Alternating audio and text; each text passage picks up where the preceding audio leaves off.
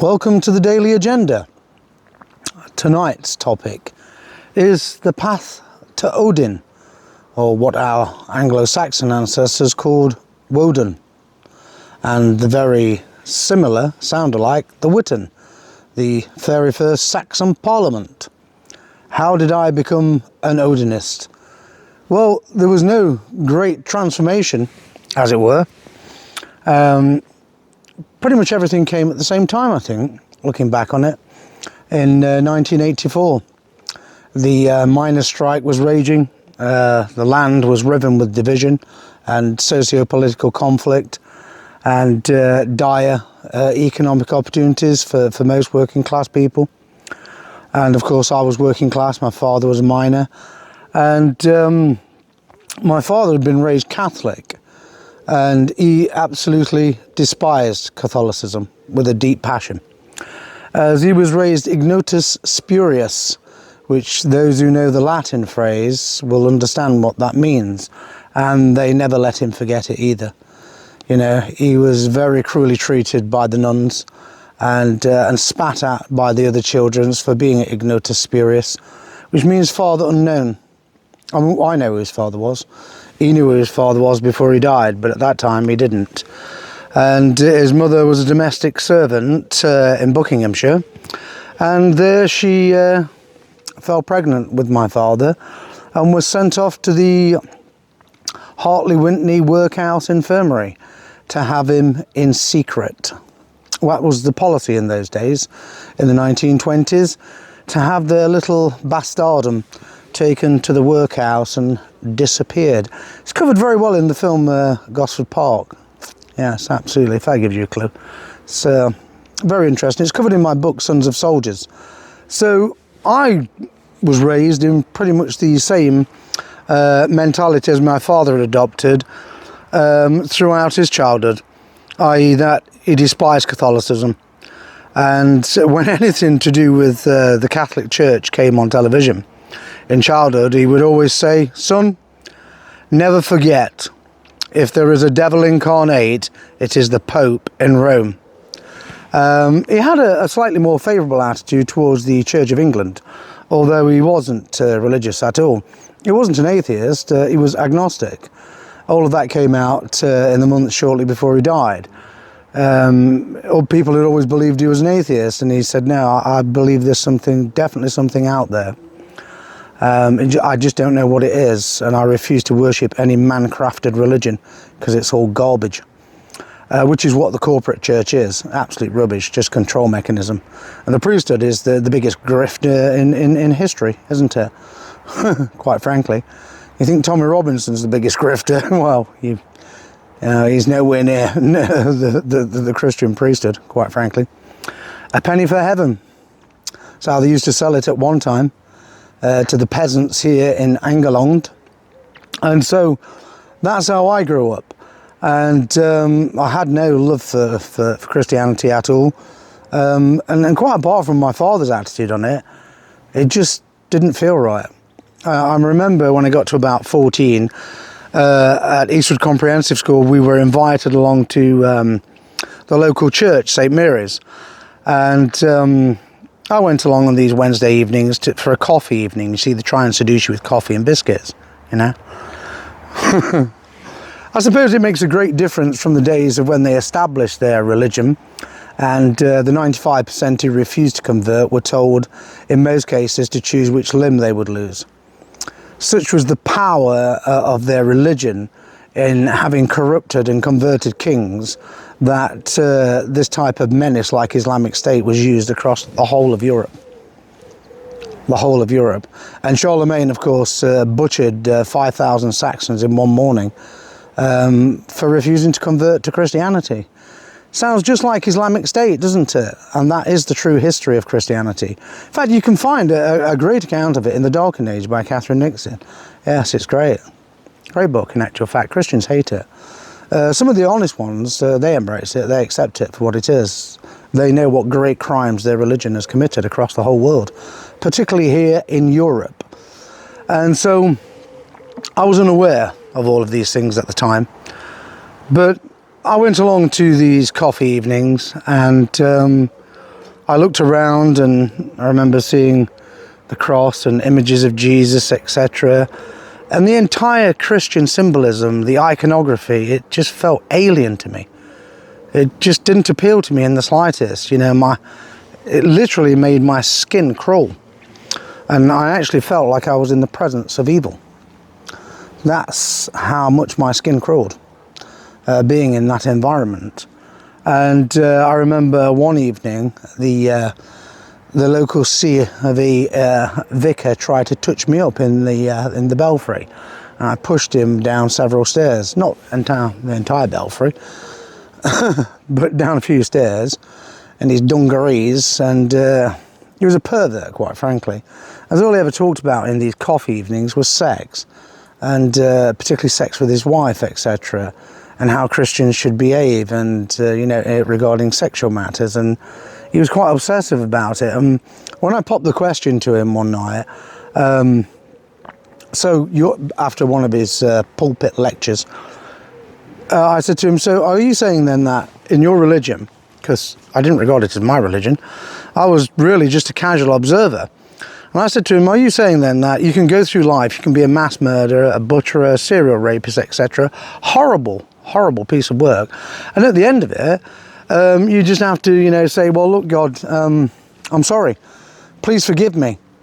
And as long as you're sincere. I said, really? I said, and what's the sincerity test? And he couldn't explain that one either.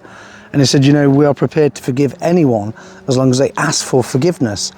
And I said to him, well, there's no deterrent in your religion whatsoever, is there? I said, it sounds to me like you're just breeding monsters. There's no deterrent. How is anyone supposed to be deterred when all that awaits them is the embrace of forgiveness? And so I got up and walked out, and that was the end of it. And a few weeks later, because I had problems at school with the communists, same mind virus, Abrahamism, same part of the world, same people, where Christianity came from. Communism and Christianity are horns on the same bull, twins from the same stock in trade, quite frankly, as far as I'm concerned. And I joined a book club, and then I joined another book club, and I had 2 part-time jobs, and I was also a member of the Army Cadet Force. And I didn't need any of these things, communism and Christianity, these props, these opium of the masses. Absolutely not.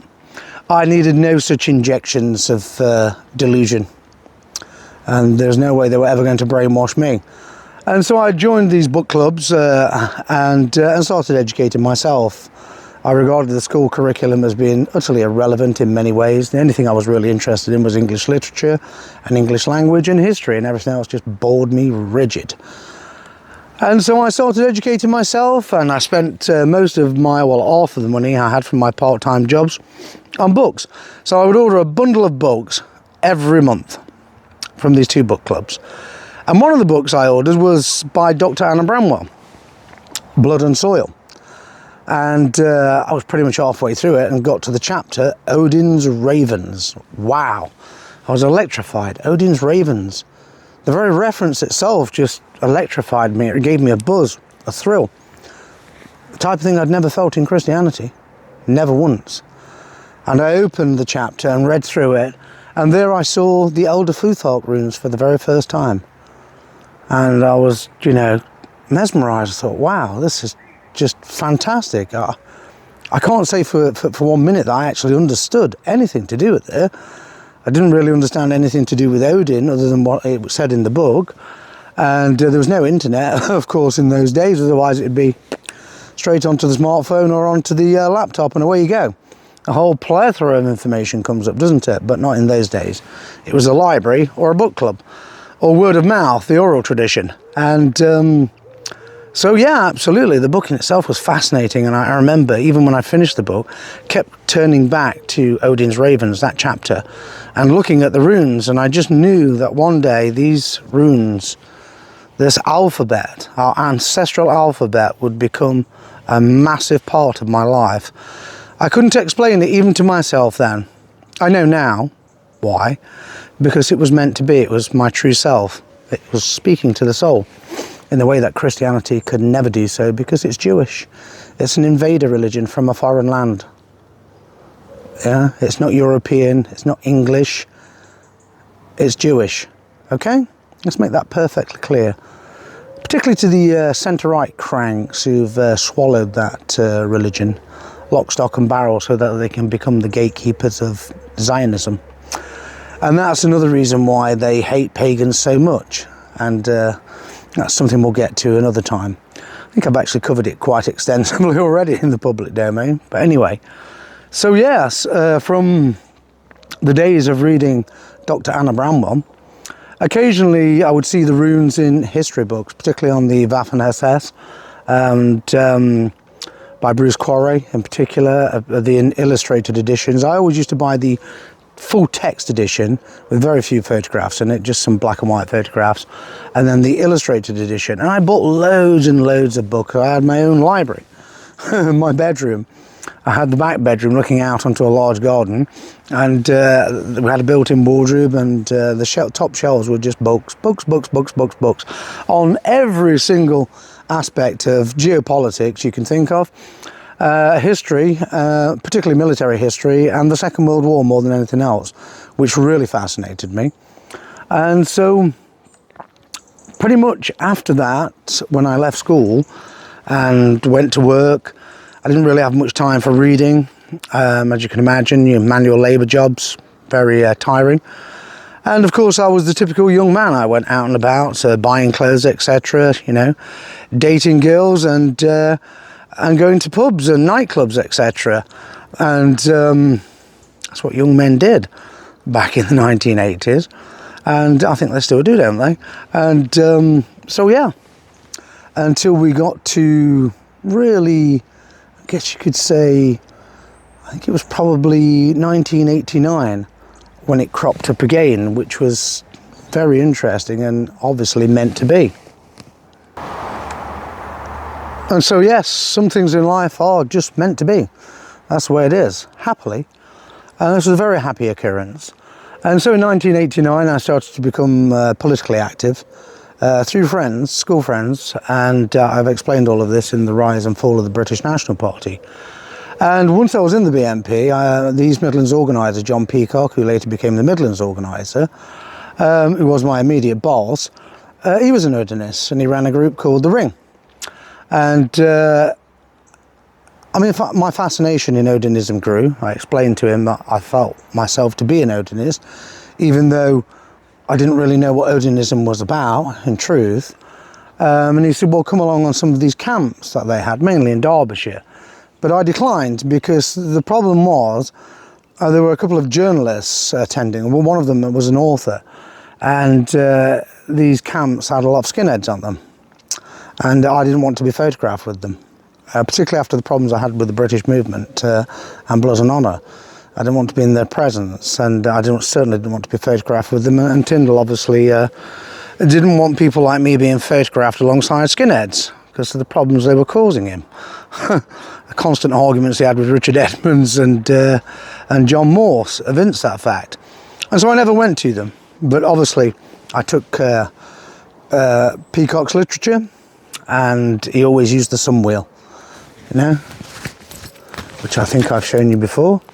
That's the one from Kingsfield in Kent, circa 7th century. And so it progressed through those years, and there was a great deal of literature in the BNP and also the Bloomsbury Book Club about matters relating to Odinism. Most of the young BNP membership at that time were Odinists. Christianity didn't really play much part in it at all, in truth, not until that snake Griffin came along and Christianized and destroyed the organisation from within, the highest level, just like the Christian church, corrupting everything in its path. Whereas Odinism doesn't and didn't. When the vast majority of the BNP were Odinists, it was a completely different organisation to the one that Nick Griffin created with his Christian fundamentalist cranks. And I have nothing good to say about any of them, particularly Nick Griffin. I despise the man, quite frankly, and everything he represents. The man who claimed once to be a Christian and then an Odinist and then went back to being a Christian again. Stroke Freemason, Knights Templar. Oh dear, honestly, come on. Anyway, I suppose all men must be allowed to have their little schoolboy fantasies about being a Knights Templar. And the Knights Templars, well, what were they really? They their motto was killing for Christ. Killing for Christ. Yes, think on that one. Is that what you want to do? It's not what I want to do. And I don't want to do it for Odin either, unless it's absolutely necessary in self-defense and in defense of my faith and my culture and my people. Because I am a folkish Odinist, remember. I'm not one of these universalist clowns, i.e. a communist. That's what universalists are. And they're not real Odinists anyway. They're just a bunch of paid actors playing at it, and feds, quite frankly. Infiltrators, of course, it comes from the cesspit of corruption, the United States. Where else, you might ask?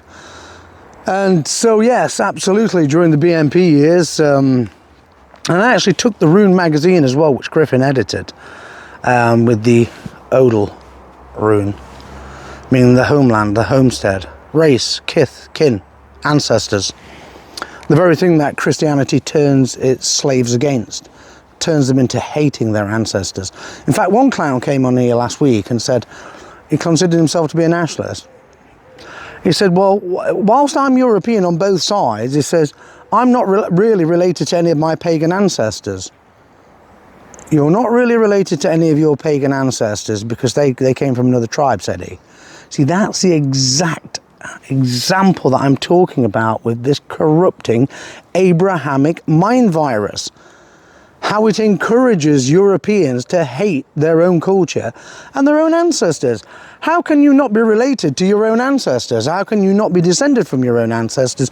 Well, in the world of Abrahamic fairy tales, anything's possible, isn't it? Even walking on water and feeding the 5,000 with a loaf of bread and a glass of wine. Sorry, a cup of wine, goblet of wine, whatever. I mean, come on. Dear, oh dear, please. There's nothing pragmatic or realistic about that religion at all. And that's the thing with Odinism. It is completely pragmatic and realistic. And it's ancestral. And so when I really came to Odinism was when I left the BNP, oddly enough. Now, everybody seems to think, oh, you know, he was brainwashed in the BNP. Oh, yeah, you know, the prevent fanatic types and that clown Ross Downing and all the other morons who tried to set themselves up as being experts in the field of pagan jihad. A new fairy tale they've had. It's lifted straight out of the Dandy and Beano. In fact, I never used to read anything quite so entertaining as that in the Dandy and Beano when I was a kid, which is really disappointing. That would have been very mirth-making, very amusing, I might admit. But anyway, there you go. The modern age is just full of little fantasies, quite frankly. And particularly in the left, and leftism and Christianity are bedfellows, in truth, particularly in the woke context, are they not? And then, of course, you have the other branch, the centre-right Zio fanatics, paid actors, all of their channels funded and promoted, pumped around the clock by the corporations. Yes, I bet you didn't know that one, did you? I'm sure you must have done. You must have had a sneaking suspicion somehow that the so-called alternative media is actually nothing of the sort. You know, most of them are actually funded by Elon Musk. You know? And of course, he's not an Odinist, is he? He's another one who's not in touch with his own true culture. The real, the genuine European faith. So I'm only here to talk about Odinism tonight, not any other aspect of paganism, because I don't practice any other aspect of paganism. If you want to learn about Celticism or Hellenism, etc., Druidism, go and ask them. Go and ask them. I don't specialise in it. My esoteric field is Odinism. And so, no, I wasn't brainwashed in the British National Party. I had a belief in Odinism in the BNP. But it was never to the extent that it became later when I was outside the BNP. So in 1997, I was at Clarendon College in Nottingham, and I met a guy there, and he asked me why I was wearing this Odal Rune lapel badge. And I told him. And he was impressed by the knowledge that I had. And my closest friend at that time, Dean Lambert, who lived in a beautiful little place called Wollerton, near Wollerton Hall and Country Park. And we used to go out and celebrate pagan festivals, and we did the old blood brother bonding thing, and my faith became stronger. The intensity of it, looking back, was nothing compared to what it became much later. But yeah, that's where it started to grow. Not in the BMP. The BMP was the next step on the path to becoming truly devout. And so yes, looking back on those wonderful years, I trained there with the Wiccans, with a high priest. Wiccan means wisecraft, the Saxon witchcraft, which doesn't mean casting spells and turning people into frogs and boiling up lizards, etc. and pinking and all the other crap chat the Christian church has invented to demonize witches, because the real reason why they wanted to demonize the wise women, i.e. the wisecraft, was so they could take over herbal medicine, which was hugely lucrative, particularly milk of the poppy. And of course, burning them at the stake and demonizing them was the best way to do it, wasn't it? And through that terrorism, because that is the history of Christianity, terrorism, asocial terrorism. It's been waging a cultural war on everything European for over 1500 years, because it is not European, it is Jewish. A Jewish fairy tale put together by the Roman bishops, rewritten hundreds of times. It's fiction. It has about as much substance as a Viz magazine edition. In fact, I much prefer the Viz, in truth. I think I'd rather worship, if I had a choice between worshipping their invisible friend and the Viz comic, I'd worship the Viz comic. Absolutely. It's far more plausible. But yes, absolutely. So I there went to the Theosophical Society in Nottingham and met a whole range of different people. And it was very interesting, you know, it was a great experience. It broadened my horizons massively. And I never wanted to be the type of person who just stuck to one type of people, one group of people. I wanted to meet people from everywhere and anywhere. And that's literally what I did. And I, you know, studied a number of faiths there, but always it was Odinism. And the only one that ever really appealed to me was Odinism. Although we did dabble in Celticism as well, because, you know, a large part of my ancestry is Celtic. In fact, I feel it every time I'm watching Outlander. In fact, I was watching the new Outlander series last night, Blood of My Blood, and there I can feel it more than anything. More than anything. When I watch that series on Amazon Prime, yeah, I can really feel my Celtic ancestry come forward, without a doubt. But not at any other time, sadly. And so, but the Celtic system is very, very similar, almost identical to the Germanic one in many ways. And so, but it's the Germanic one that really appeals to me, because it's the Germanic side of my ancestry that has the upper hand. It's superimposed over the Celtic aspect and that small amount of Roman blood as well. And so, yeah, absolutely, it just became an odyssey, an adventure. And by the time I actually went back to the BMP, as I explained in the docu-series, you know, I was a fully fledged Odinist, a Gothy, and I'd done my shamanic initiation thoroughly, very, very thoroughly, yes. In fact, it's covered in my book, Shadow Cell, which is available on Amazon. I'll post the link afterwards when I've published this video tonight. And, well, yes, I met a number of people in the BMP who were still Odinists and wouldn't relent to Griffin's Christianization. And so we formed the Rites of Irminsul. And obviously I led it, and we practiced mainly in Sherwood Forest. And when John Peacock died of brain tumour, which was very sad, I led the funeral rites for him in Sherwood Forest one dark, freezing cold night, thick with fog, freezing fog, and the wild hunt, the Wootons here. Yes, and I'm, you know, if you ask Calvin Richards and all the other men who attended that ritual that night, I'm sure they'll never forget what happened. I'm sure they'll never forget the one at the Hemlock Stone either, as that one really made their eyes pop out of their head, but the one in Sherwood Forest really had them startled, which was good. That's exactly what they needed to be. Odinism is not a game. Worshipping one's ancestral faith is not something that you do on Xbox. This is serious business, okay? It's not a comic, it's not the Viz, it's not the Dandy and the Beano. This is for real. And I live in the real world, not the fairy tale world of Abrahamism, okay? And so Odinism is the worship of the Earth Mother, which is all around us, it is everywhere, it's in everything. You can't escape it. It will never leave you.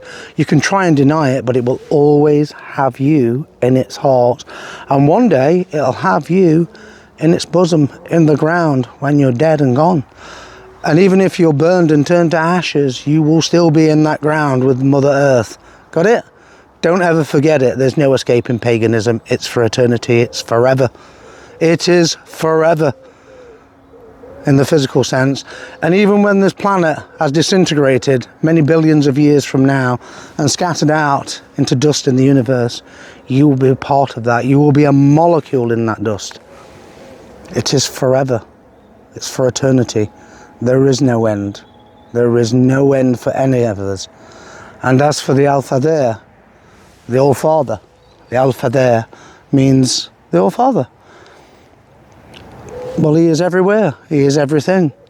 He is the sky above us. And soon it will be dark. And the stars will glitter above in the firmament. And the heavens will open. And the multiverse, as I don't believe in a universe, I believe in a multiverse. I believe in parallel dimensions, which is all part of our faith. In fact, we don't believe in 7 planets, as some dimwit once said to me. Oh, yeah, I don't know about these guys' religion. It's not a religion, it's a spiritual faith, moron. Yes, it's a spiritual faith of our volition. It's not a religion. Yes, we are not a corporate religion, nor do we seek to be one. Some people do. The Assatrope Folk Assembly in America has tried that routine. Failed very badly at it as well, I might add. Most of its members left. And so, yes, the thing is, when the stars are out, you know, then you can see the All-Father more than anything, the Sky Father, or what some people mockingly call the Sky Daddy. Call it whatever you will, and you'll always be part of that as well. The moment you are materialized, you are forever. You never really die. You die in the physical sense, but in the material sense, what you leave behind is for eternity. It never dies. It just gets recycled, as does the spirit.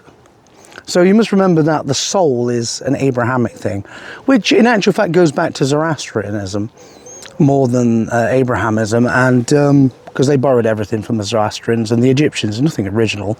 It's just a facsimile, another theft example by the Abrahamists.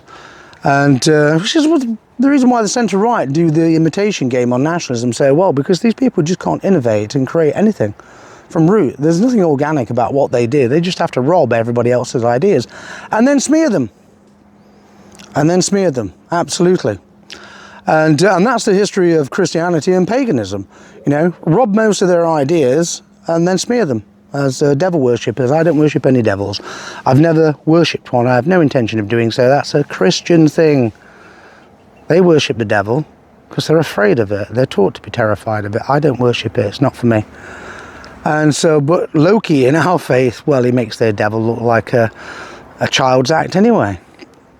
So why would I want to worship something that was inferior? And that's a very interesting point, is that most people think, oh, Odinism, it must surely just be about worshipping the god Odin or Woden, you know, or Wotan. It's not at all. Not at all.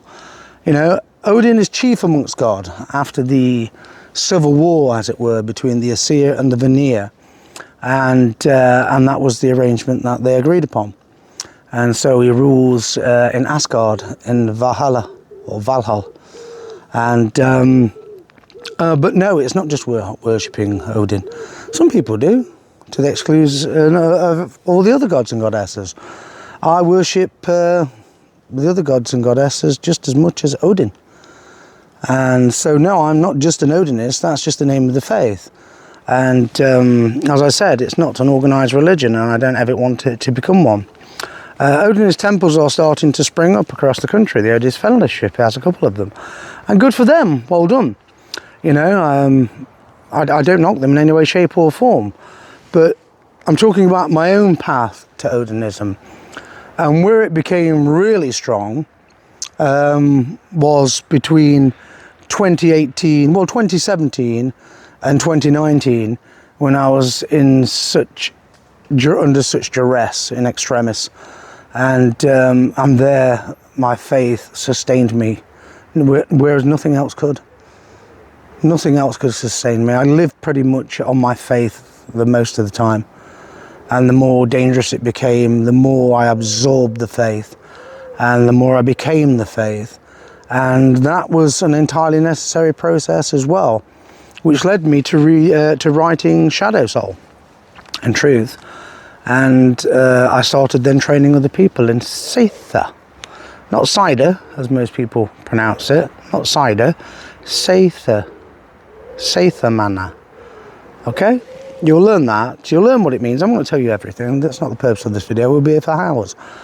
You can learn all about Seitha in my book Shadow Soul. As I said, it's available on Amazon, and I'll post a link here later. But in truth, that was my path to Odinism, and it has given me great strength. There have also been times of moments of, you know, crikey, like everyone has, you know, where things happened and I wondered, you know, crikey, does this thing really exist, you know? You have a crisis of confidence, a crisis of faith and belief, and then you restore it. Something happens to restore it, and that's the way it's always been with me. Now I don't question it, I don't doubt it in any way, shape or form. I've had so many experiences with the gods. If you ever meet my friend Poppy, not a real name, I won't tell you what her real name is. She has a very interesting history, and we met again in London. And then again in Liverpool, and we did a ritual together, Poppy and I, and by the Mersey, and I won't tell you what she said, but it was the most flattering thing anyone could ever say to an Odinist. But I didn't play on it, I didn't manipulate it to my own advantage. I just simply said, no, I'm but a follower. I'm but a follower, a servant of the faith. And from the servant of the faith, I'll bid ye good night. And if you wish to explore Odinism, then contact me and I'll help you to do that. And if you wish to study Seitha, not cider, as most people really do pronounce it cider actually, it's Seither, S-A-Y apostrophe T-H-E-R, not the way it's spelled at all, but that's the way you pronounce it, Seither.